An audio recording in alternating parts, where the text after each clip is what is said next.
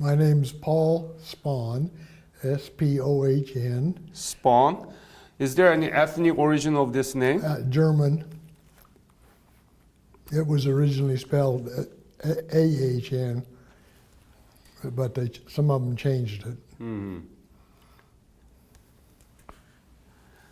And what is your birthday? October 15th, 1933. 33. Mm-hmm. So you're young compared to other Korean War veterans. Yeah. And tell me about your family when you were growing up. Okay, I was born in Hutchinson, Kansas, which is about the center of the state, a little south of it, center. And my grandmother who had a farm that my dad was born and raised on. And my dad had finished college working on the farm too. And he and my mother both graduated from college the same year, 1929, and they got married. And he got a job teaching out in western Kansas, but he would go back in the summertime and farm. And because his father had died in 1919 or 20, and eventually he ended up buying the farm, and he was teaching first out in western Kansas and then southeastern Colorado, which was right in the middle of the Dust Bowl at that time, big dust storms, and a place called Two Buttes. They built a new WPA school, and that's the only reason he was able to get a job, and it's the only reason he was able to buy the farm is because he had a job during the Depression. It wasn't a lot of money, but it was a little bit. And so we had the farm the farm was in the family for 90 years, counting with my grandfather. What did he teach? What did he teach? When I taught mostly biology, that's my major, but my first year I taught general science to ninth graders. I was the beginning teacher and somebody else taught the biology. And then I taught biology and physics, and then I taught refresher arithmetic and biology, and then I taught just all biology, one physics class, and then I taught a couple of chemistry classes towards the end of the time. They didn't have, what they do is if it's not your specialty, you qualified to teach it. So I taught that too. And then also I taught at Johnson County Community College. I taught zoology, and it was in my own high school classroom because they didn't have a campus yet. And, so you are very well educated. Well, yeah, I have a bachelor's and a master's degree from Kansas State Teachers, or Emporia State University, they call it now. And then I've been to a lot of postgraduate work at mostly at Kansas University. That's very good. When did you graduate high school? 1951. What high school? Inman, I-N-M-A-N. It's a little town close to Hutchinson. Mm-hmm. And did you know, I mean, you are very well educated. Did you know anything about Korea at the time that you were graduating your high school? Yeah, just, but only as a typical high school student. It started the summer that I was going to be a senior. And we hadn't hardly heard about Korea before, except the World War II part, which I of course lived through that too. And I heard a lot about it that year, 50-51, and then I didn't have to. I didn't get drafted because I had a college deferment for 2 years. So you didn't know much about Korea at the time the Korean War broke out, right? Just what you read in the paper And of course, it wasn't near as good as it was the coverage on later wars like Vietnam, and because it was of the terrain and all the difficulties, and of course the military situation. So when did you join the military? Did you join or were you drafted? Well, no, I was drafted because in 1953 I lost my college deferment because, well, my age group anyway is pretty underpopulated in the Depression babies, and so there wasn't as many men available and then there were a lot of conscientious objectors in our county, religious conscientious.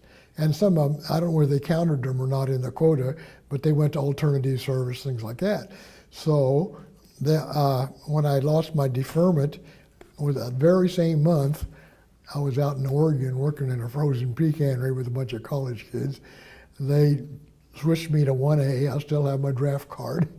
And 2 weeks later, they sent me a notice to take my physical. So I came back from Oregon and went to Kansas City and took my physical. And then I didn't know how long it would be before they called me up. But the war was still going on. It was in this last month or so. And so I wanted to be sure I got the GI Bill. And I wasn't really sure what I wanted to do in college anyway, so I thought, well, I'll go ahead and go. So I knew about that you could waive your place in line. So I waived my place in line, and I went 2 weeks later, and I found out I could have been home for 2 years, but I wouldn't have had any deferment, and I could have been drafted any time. And I don't regret that I did it that way, because when I got back home, I could go back to college with a GI Bill. So where did you get the basic military training? Do what now? Basic military training. Where did you get that? Fort Leonard Wood, Missouri. And I also had, that was the 8-week infantry, and I also had 8 weeks combat engineer basic. And when did you leave for Korea? Well, I didn't go to Korea. I went to Japan. Oh, and? But before When did you go to Japan? Let's see, March 1954. And what did you do in Well, I Japan? should back up and tell you, I didn't go to Japan from Fort Leonard Wood. Then they sent me to Fort Belvoir, Virginia, which is right outside Washington and Alexandria. And there, the engineer school was centered there. It moved to Fort Leonard Wood later, but and in Japan there was the Yokohama Engineer Depot, which was in the Sagami Arsenal that the Japanese had, and it was for and a spare parts supply. They had to train us, and the nice thing was they took guys. I was with guys for months. The same guys ended up in the school, and then they showed up in Japan too. And so we were trained as engineer spare parts supply specialists. What is your unit? 8056th Army Unit. 8056. That's what it was called. I don't think it exists anymore. 8056. What? Army Unit. And it was at Sagamihara, Japan, which is just the Sagami area, but it's a little village right outside, and it's south and west of Tokyo and Yokohama, about 15 miles. And does that belong to 8th Army or what? What is your whole unit? It belonged to the Armed Forces Far East, Okay. and they call it AFI, Yeah. as opposed to Korea. Korea was FECOM, Far Eastern Command. And actually, I didn't go directly to the depot after I got off the ship went to Camp Drake for assignment. and sure enough, they sent me to. They had decided that they needed men with extra training in chemical, biological, and radiological warfare in each unit, and so they sent me down to Edajima, which is a little island near Kure, where all the battleships had been during World War II and were actually manufactured there, which is only 10 miles from Hiroshima. And Hiroshima was manufacturing stuff for Kure too. So, but the island was the Japanese Naval Academy. It was on there. I've got pictures of it if you want to see them. And so a very nice buildings and everything. And it's now the Japanese Naval Academy again, has been for quite a while, the self-defense works. Okay. So what did you do in Japan? You never been to Korea? No. No, not at all. No, this was strictly support for Korea. So because it's after the war already, right? Well, by that time, Yeah. when I first went in, was July 23rd, 1953, and the truce was July 27th, 1953. So you arrived in Japan in March of 1954, right? Right, yeah. And what was your duty? Tell me about the daily duty that you did. Okay. And how is that related to the Korea, please? This base had originally been an arsenal. There was tanks underneath the ground. The Japanese tanks that never had been used were going to be used for the invasion. And I've checked all that out later, too, besides what I heard then. But there was big storage buildings for engineer parts, and they would bring them in on the ships instead of taking them directly to Korea, because they had the good shipping to Tokyo Bay. And there was a detachment. Oh, by the way, this was another name for this place is Detachment C, Yokohama Engineer Depot. I didn't know if I actually mentioned that. It was 8056th Army Unit, but it was Detachment C of Yokohama Engineer Depot, and Detachment A was on the bay where the ships came in and unloaded. And so I suppose they took some stuff directly to Korea, but it's big equipment. And the parts, though, they didn't want to store the parts in Korea, so they brought them there, and we had a big storage division. I never worked out there. I worked in the office. It was a stock control division, inventory and adjustment. They had just started using computers. They didn't call them computers, they called them IBM, because and they were huge, and they had these green and white sheets that fold, and we worked with paperwork all day with a lot of Japanese civilians working with us, and some American civilians too. And all we did, we just adjusted, the inventory from the reports that came in, the shipping in and shipping out, the inventory at the base, and what was shipped out, and so on. And we also had infantry training on Saturdays. We had an infantry TONE, they call it, which is the structure, of an infantry company for defense if we had to go to Korea to fight, or if, like on May Day in 1955, we had to sleep with our rifles in our bed and our clothes on because they're communists threatened to attack the U.S. bases.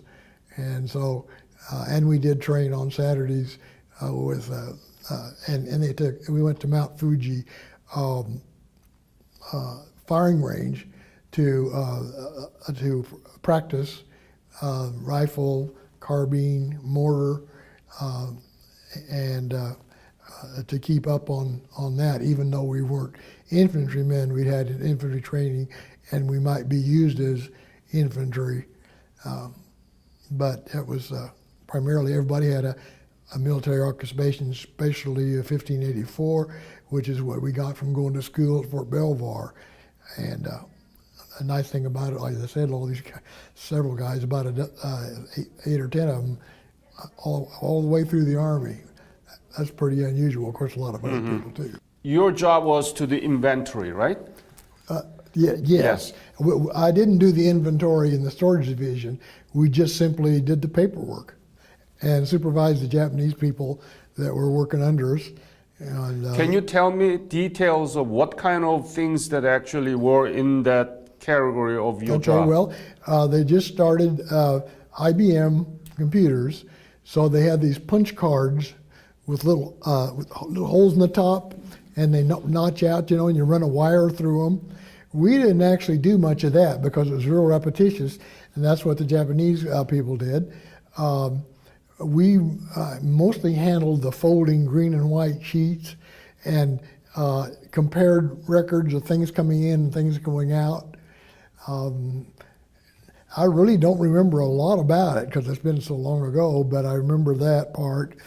And of course, we had a military type structure. We had a commanding officer and a sergeant, and we had GS-10 or GS-11 government civilian guys, which did basically the same thing we did, and just handling paper, so it doesn't stick to my mind very well exactly what we did. It got I had a desk.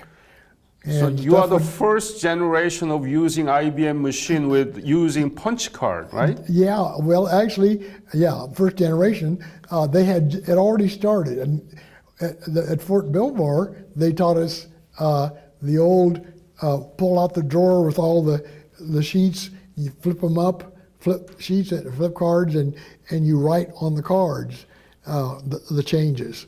And they never said a word about computers. But when we got over there, the first thing they told us, there was a guy named Corporal Scully, and he says, "Well, we're converting to IBM." And I thought, well, what's that mean? And then, that was probably one of the biggest part of our job, was we had to take the old records too and get them onto IBM some way. And I really don't remember how we did it, except I remember the punch cards.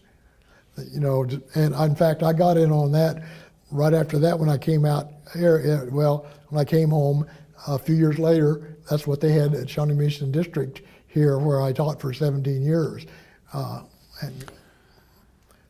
And did Japanese people learn from the American system, right? Yeah. And now Japan is second or third largest economy in the world, and that's how Japanese economy developed. Well, can you talk about those? In part, yeah. These were. This was mostly just people doing things.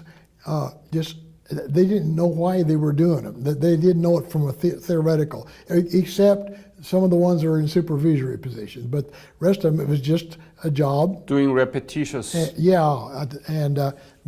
most of them didn't talk English very much. But we had one gal that was a supervisor, and she talked English real good. I'm sure now in Japan, an awful lot more people speak English. But and then we learned a little Japanese too, little simple things, and so we could communicate with them. So, when did you leave Japan? In May of 1955. And what did you do after you came back? Well, let me tell you a little of what happened on the way back. Yes, please. Because that's kind of an interesting thing. Yeah. I should mention the ship I went over on was called the General Montgomery C. Meigs, which is named after the President Lincoln's quartermaster general in the Civil War. And going back, it was 2,000 trips on that one, and it was scuttled in 1976. It went on the rocks. I read about it in Google. Then going back, we had a smaller ship which had been an attack ship in World War II in the Mediterranean, named the General Frederick Funston. It probably had its name changed a few times. And that's interesting because General Frederick Funston was from Kansas. His house is not more than 100 miles from here. And at Fort Riley, there is a Camp Funston, and that's where we first went when we were inducted into the Army. It's named after him. And anyway, so we left Tokyo Bay, and we were supposed to get to Seattle by the Great Circle Route, which is to go north to Aleutian Islands and circle around. It's actually shorter than going right over the curve of the earth from San Francisco, like 15 days going over. Coming back, we're supposed to get there in about 11 days.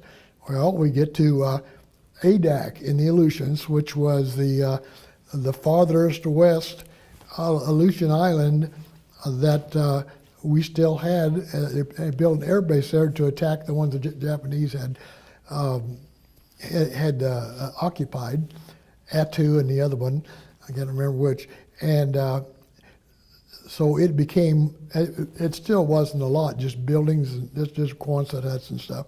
But when we went to leave, we went out from the deck, from the dock, and we stopped. And then the tug pushed us back in on the other side. And it was merchant marine crew, and they were much more relaxed about telling us what was going on than Navy guys would have been. And they told us that, well, we wrapped a cable around our propeller, and now we're going to have to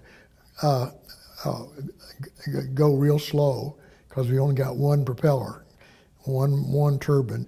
So instead of 5 more days to get to Seattle, it took us 14 more days, 2 weeks, just getting from the Aleutian Islands to Seattle. So got to Seattle in the latter part of May, and then what your next question was, where did I get out? Yeah, when did you get back?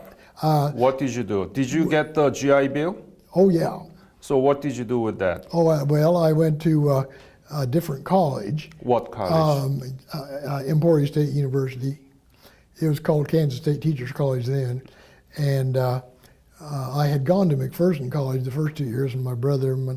But anyway, and my sister wanted to go too because she wanted to be a teacher too. So she was a junior also because she was 2 years behind me, and then that 2 years I'd been in the Army, she'd got her first 2 years in college. So the two of us went there, and I got my bachelor's degree with a major in general science and a minor in mathematics. And then did I say bachelor's? Bachelor's. I got my master's degree in biology with a minor in education. And then I got, and also got married my last year there while I was working on my master's, 1957, and graduated again in 58. And then I got a job teaching at a school just south of Wichita, Derby, Kansas, which is kind of like a suburb anymore. And that was where they had the air base and Boeing, things that really were active, and it grew real fast. And I had applied to the Shawnee Mission District, but they said, well, we're not hiring any inexperienced teachers. Well, then they sent me a letter that first year and said, apply Shawnee Mission. And Shawnee Mission was the top school district in the state for a long time even after that. So are you familiar with Shawnee Mission? That's the school district all around here. It has 5 high schools. Anyway, so I said, and my wife's from Bonner Springs, close here, and her family and relatives. So yeah, so I got a job at Shawnee Mission North, and then we had to live in Bonner Springs. So I was only a block and a half from Bonner Springs High School. So I thought, I can't afford to be driving 22 miles over there. when I can walk a block and a half. So I taught at Bonner Springs for 4 years. What school? Bonner Springs, it's a little town on the other side of the river. High school? Or what? Yeah, high school. What did you teach? There I had taught, started out with 2 classes of biology and 2 classes of refresher arithmetic, because they didn't need very many biology classes at that time. And then, but I got a lot of equipment through the federal government, a lot of microscopes and things like that. And I got up to 4 classes of biology and even in the second year class. Yeah. I would like to focus on your Korea-related service here, and we don't have much time, so I want to ask this question, please. How much was the GI Bill, and how did it help you to go through the education? Well, just primarily financial. I got $110 a month, and I had gotten $700 separation fee, which included leave I hadn't taken and stuff. So I could buy a car, and I never borrowed any money because Emporia State was real. It's kind of an economic town anyway, because it's kind of in the middle of the prairie, and so $110 a month. Well, I could pay all my. I could eat, have a room, drive home about 100 miles. And save up money from tuition, which was only like $75 a semester, because it was state sponsored. So I did that for 3 years, and then when I got married we got married in November. What, 58? 57. So in November this year, it'll be 60 years we've been married. So $110 a month you were paid by the government. Yeah, I get a check. And that you were able to pay this tuition and living. That's a nice benefit. See, the first room I rented was $15 a month. $15 a month? Yeah. How many bedrooms? Well, no, just a bedroom in a house with other guys using the old couple had 4 bedrooms upstairs, so they rented them out to students. There's only a couple of blocks from from Emporia State. This is very interesting because school kids will listen to this and they will say $15 a month for a room. Yeah, that's amazing, isn't it? Well, it was an old house and it had just 1 bathroom up there, but it was perfectly adequate for single guys. Yeah, and $15 today would be probably $75 or something like that, but even that's cheap. And I think one place it was $20, and this was a private room. This was a bedroom in a home. I want to ask this question. You are a very well-educated veteran, and you are the Korean War era veteran because you've never been in Korea, and you actually joined the military after the war. But I think you know this question, and I want to listen from you. The Korea you didn't know much about it, right? And it was very small. All the thing I knew was that Japan occupied them and treated them pretty badly. Do you know about Korea now? Oh, quite a bit, because different Korean groups here, mostly churches, have us for dinners and music performances and things like that. And then the Korean government sent us this book. You've probably seen it. It's called Reborn Korea. Korea Reborn. Yeah, and I had that, but there's a pastor not far from here, the Korean Kansas Mission Church, I think it's called, and I asked them. They had a big dinner for us and everything. Also the Missouri Korean vets, and I said, have you seen that book? And they said, no, they hadn't seen that book. And I thought, well, I've looked at it, but I think it ought to be in your library, or at least, and what he did, he didn't even want to put it in their library. He kept it in his office because he wanted to make sure. What is about it? What is the Reborn Korea talking about? Korea Reborn. That book, Korea Reborn. Yeah, what is about it? Tell to the audience. I know, but you gotta tell the audience. Okay. Well, it's a beautiful book. It's put out by the Korean government, and it gave it to all of us vets, and it shows what Korea was like during the war, and then it shows what it's like now, which is just amazing. It looks like Cleveland or something, only newer, and at Seoul, and I'm sure a lot of the other cities are that way too. And So what do you think about this? From completely destroyed, miserably poor country into one of the 11th largest economy in the world. What do you think? Probably a record recovery. I had a Hyundai, which is made in Korea, and my daughter wanted it, so I traded her for Subaru, which we love them too. Hyundai is a very good car, and they make. And I also have a Samsung telephone, and I don't know what else. Oh, two Samsung TVs.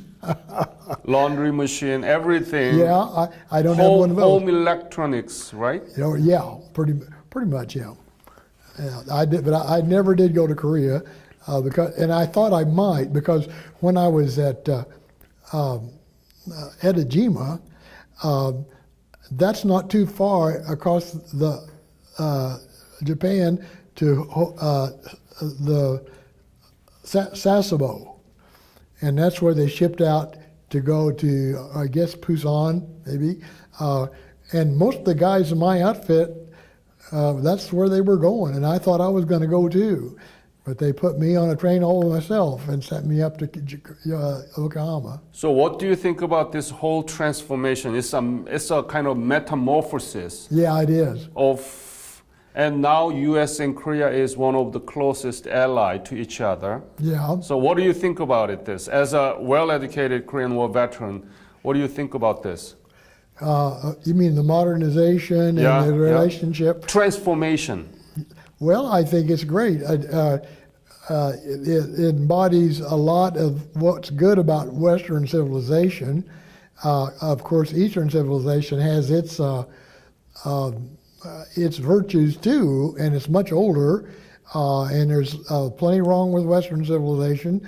I'm a humanist and an agnostic, and I think that our main emphasis should be that everybody has a good life, and nobody hurt or starving or sick without being taken care of. But that's probably one of the big improvements in the East. Is in Japan too. Same thing in Japan.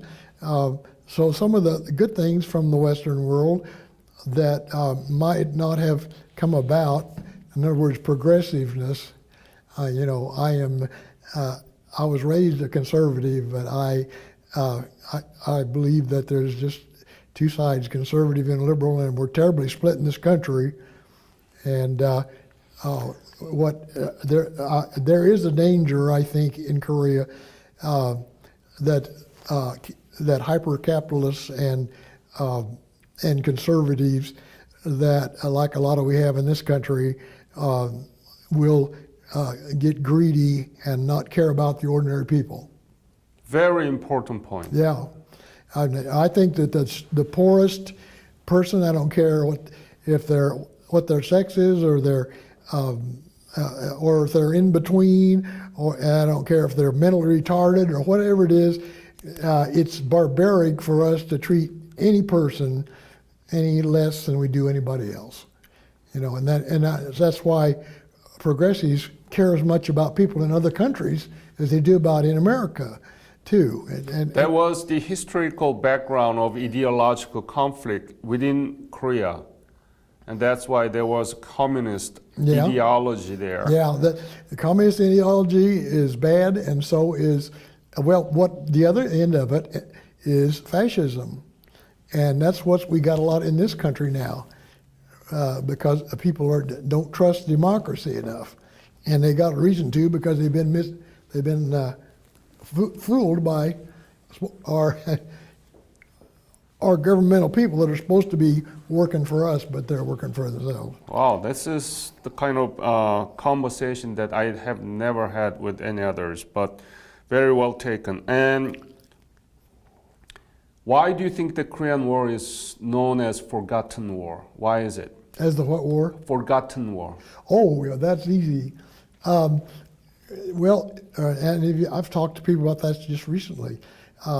After World War II, the guys in the war and their families, they were very war weary, and there was huge numbers of them.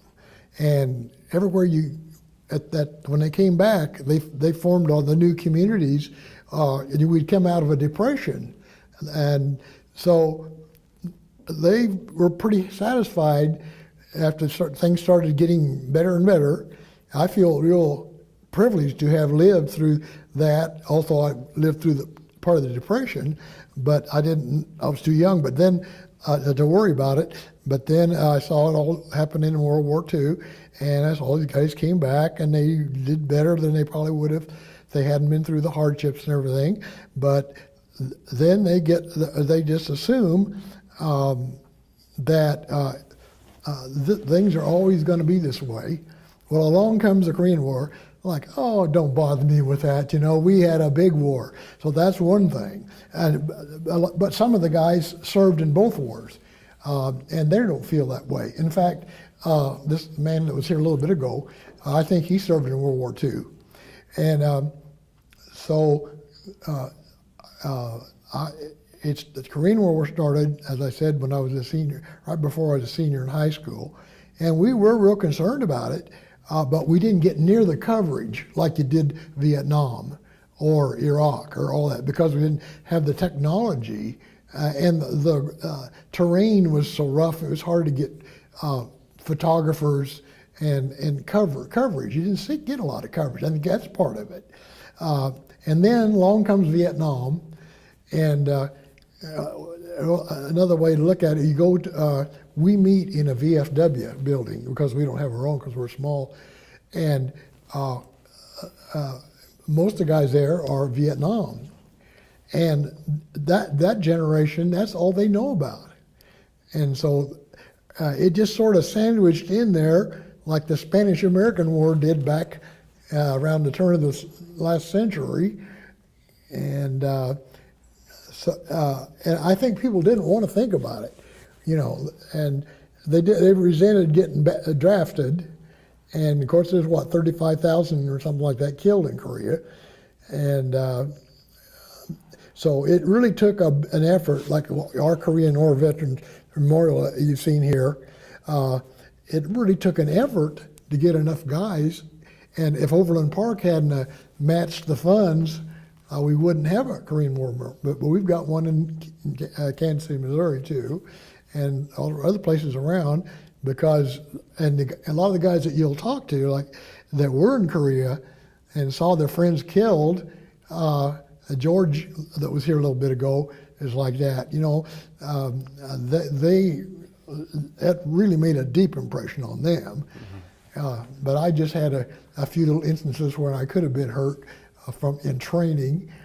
I breathed some chlorine gas in Iwo because my gas mask was leaking, and I thought I had it tightened up, and that wasn't good. I could have been crippled, but I got out of there.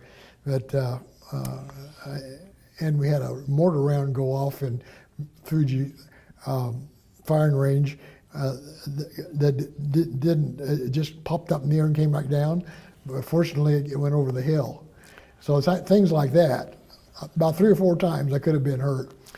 So this is why we are doing. You just explained very aptly about why Korean War has been known as forgottenness, and this is going to be made as a digital teaching material for the school children and teachers.